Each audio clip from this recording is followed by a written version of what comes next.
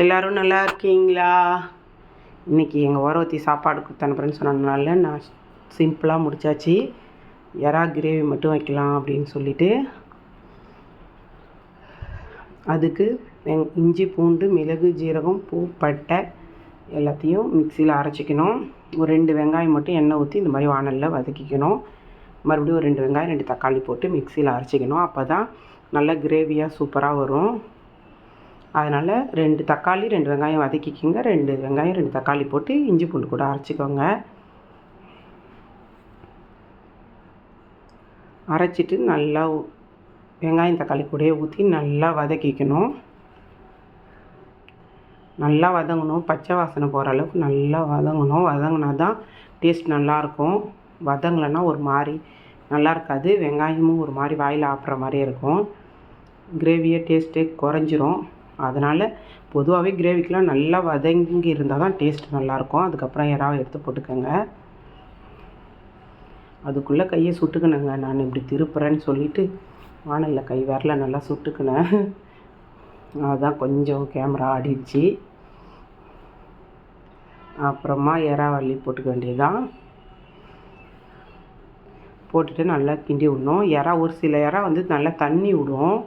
அதனால் கிரேவி நல்லா கட்டியாக வச்சு இந்த மாதிரி செய்யுங்க. ஒரு சில எறா அந்தளவுக்கு தண்ணி வராது. இன்றைக்கி இந்த எறால தண்ணிலாம் அவ்வளோவா இல்லை. நான் நல்லா ஆனால் புழிஞ்சிட்டு தான் போட்டேன். நல்லா புழிஞ்சி போட்டுக்கோங்க. எறாலாம் உங்களுக்கெலாம் பிடிக்குமா? எனக்கு எறா கொஞ்சம் பாதி பிடிக்கும், பாதி பிடிக்காது. என் பையனுக்கு ரொம்ப பிடிக்கும், எங்கள் வீட்டுக்காருக்கெலாம் ரொம்ப பிடிக்கும். சரி, அவங்களுக்காக கிரேவி செஞ்சிடலாம் அப்படின்னு சொல்லிட்டு சாப்பாடு தான் ஓரவத்தி கொடுத்து அனுப்பிட்டாங்களே அப்படின்னு ஷார்ட்டாக கிரேவியோடு முடிச்சாச்சு. நான் மிளகு ஜீரகமே போட்டால் அதனுடைய இதுவே காரமே இருக்குது. அதனால் கலருக்காக கொஞ்சோண்டு காஷ்மீர் மிளகாத்தூள் போட்டுக்கினேன். நல்லா சிம்மில் வச்சுருங்க. சிம்மில் வச்சு செஞ்சால் தான் இது நல்லா டேஸ்ட்டாக சூப்பராக இருக்கும். அதுக்கப்புறமா நிறைய கொத்தமல்லி இலையை தூவி விட்டுக்க வேண்டியது தான். கொத்தமல்லியை தூவிட்டு கிண்டிட்டா சூப்பராக இருக்கும். இது நார்மலாக தோசை இட்லிக்கு சூப்பராக இருக்கும். சாம்பார் சோறுக்கு செம்ம சூப்பராக இருந்துச்சுங்க. டேஸ்ட்டாக இருந்துச்சு, நல்லா இருந்துச்சு. உருளைக்கிழங்கோடு வச்சு எறாவையும் சாப்பிட்டாச்சு. சூப்பரான கிரேவி ரெடி ஆகிடுச்சு பாருங்கள். கண்டிப்பாக இதை பார்த்து இதே மாதிரியே செஞ்சு பாருங்கள். கண்டிப்பாக சூப்பராக இருக்கும் எறா கிரேவி.